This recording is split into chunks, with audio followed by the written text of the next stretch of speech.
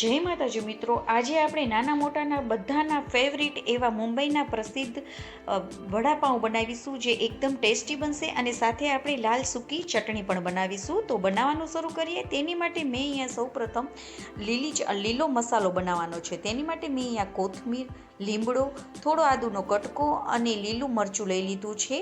જો તમારી પાસે લીમડો ન હોય તો તમે તેને સ્કીપ પણ કરી શકો છો. તો સાથે આપણે થોડું પાણી એડ કરી અને તેને આપણે સરસ રીતે પીસી લેશું. તો આપણો લીલો મસાલો સરસ રીતે પીસાઈ ગયો છે. તો હવે આપણે એક તવીમાં 3 થી 4 ટેબલસ્પૂન જેટલું તેલને ગરમ કરી લેશું. તેલ ગરમ થઈ જાય એટલે તેમાં આપણે રાઈ અને આખું જીરુંને સતડાવા દેશું. તે સતડાઈ જાય એટલે આપણે તેમાં હિંગ એડ કરી દઈશું અને હવે જે આપણે લીલો મસાલો બનાવેલો છે તે નાખી દઈશું.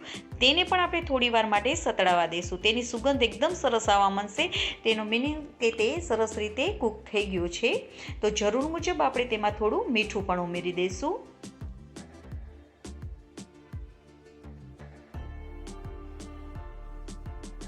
તો આપણો મસાલો સરસ રીતે સતળાઈ જાય એટલે મેં અહીંયા 5 મીડિયમ સાઇઝના બટેકાને પહેલાં જ બાફી લીધા હતા. તે ઠંડા પડી ગયા એટલે તેને છાલ ઉતારી અને તેને મેશ કરી લીધા હતા. તે નાખી દઈશું.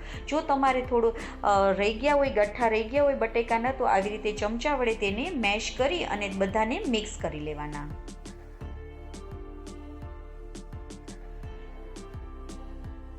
તો આપણો બટાકાનો મસાલો પણ રેડી થઈ ગયો છે. જે આવી રીતે તમે બનાવજો તો એકદમ ટેસ્ટી જ બનશે. તો હવે તેને આપણે ઠંડો પડવા દઈશું.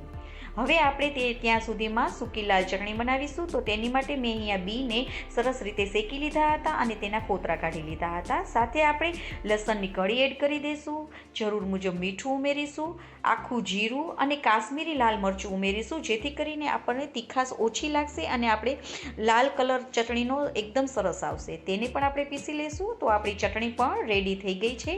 તો હવે આપણે ચણાના લોટનું બેટર બનાવી લઈશું. તેની માટે મેં અહીંયા 2 કપ જેટલો ચણાનો લોટ લઈ લીધો છે અને હવે આપણે જે બહાર લારીવાળા નાખતા હોય તે 2 ચમચી જેટલો આપણે ચોખાનો લોટ નાખવાનો છે. લારીવાળા આ મોસ્ટ ઇમ્પોર્ટન્ટ નાખે છે, તેનાથી તેનો ટેસ્ટ એકદમ સરસ આવે છે અને આપણા ભજીયા વડા આપણા એકદમ ક્રિસ્પી બને છે.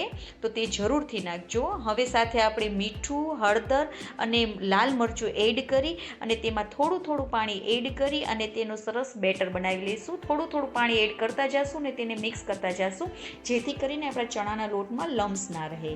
તો આપણે આવું બેટર થોડું રાખવાનું છે. બહુ ઘટ પણ નહીં અને બહુ પતલું પણ નહીં, એવું બેટર રાખવાનું છે. અને લારીવાળાનો સિક્રેટ ઇન્ગ્રેડિયન્ટ્સ કે જે છે, ચોથા ભાગ જેટલું આપણે બેકિંગ સોડા નાખવાનું. તેની ઉપર થોડું તેલ એડ કરી દઈશું અને તેને આપણે હલાવી લઈશું. આ નાખવાથી વડા આપણા એકદમ સરસ ક્રિસ્પી બનશે. તો આ જરૂરથી નાખજો. ચોખાનો લોટ અને બેકિંગ સોડા તમે જરૂરથી નાખજો, જેથી કરીને તમારા વડાપાઉં એકદમ ટેસ્ટી બનશે. તો તેને પણ આપણે થોડી વાર માટે સાઈડમાં મૂકી દઈશું. તો આપણો મસાલો હવે ઠરી ગયો છે. તો તેના આપણે વડા બનાવી લઈશું. હું થોડા વડા તમે ગોળ પણ કરી શકો છો અને આવી રીતે બેઠા ઘાટના પણ કરી શકો છો. તો હું બધા આવી રીતે બેઠા ઘાટના કરું છું, કારણ કે વડા એકદમ સરસ લાગશે તેનાથી. અને થોડા આપણે આ ચીડિયા મરચાં જે આવે છે તેને પણ તળી લઈશું. તળાઈ જાય એટલે તરત જ તેની ઉપર આપણે મીઠું નાખી દઈશું.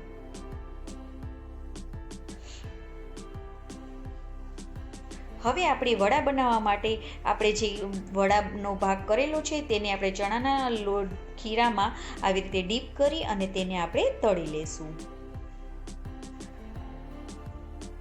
તો આપણા વડા ગોલ્ડન બ્રાઉન થાય ત્યાં સુધી આપણે તેને તળી લેવાના છે.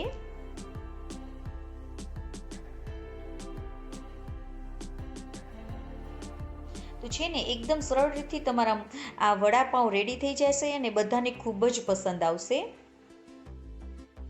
ઉપર નીચે ગોલ્ડન બ્રાઉન થાય ત્યાં સુધી આપણે તેને તળી લેવાના છે.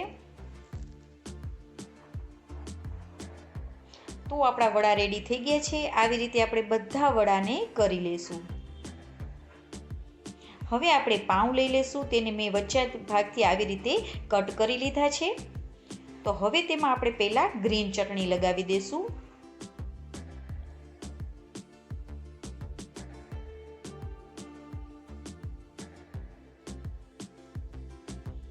હવે બીજી સાઈડ આપણે જે રેડ ચટણી બનાવેલી છે તે નાખી દઈશું.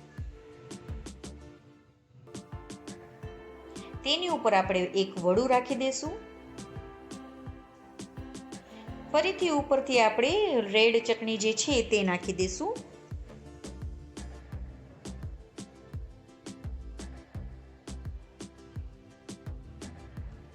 અને વચમાં જે આપણે મરચાં તળેલું છે તે નાખી દઈશું એક.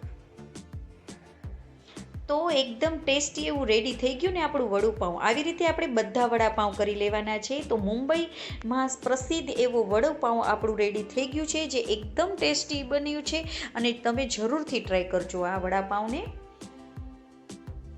તો આપણા મુંબઈના પ્રસિદ્ધ વડાપાઉં રેડી થઈ ગયા છે, જે એકદમ ટેસ્ટી બન્યા છે. અને જો તમને આ મારી રેસીપી ગમે તો લાઈક કરજો અને મારી ચેનલમાં નવા હોય તો સબસ્ક્રાઈબ કરવાનું બિલકુલ ના ભૂલશો. તો તમને આ મારી રેસીપી કેવી લાગી તે કમેન્ટ કરીને જરૂરથી જણાવજો. જય માતાજી મિત્રો.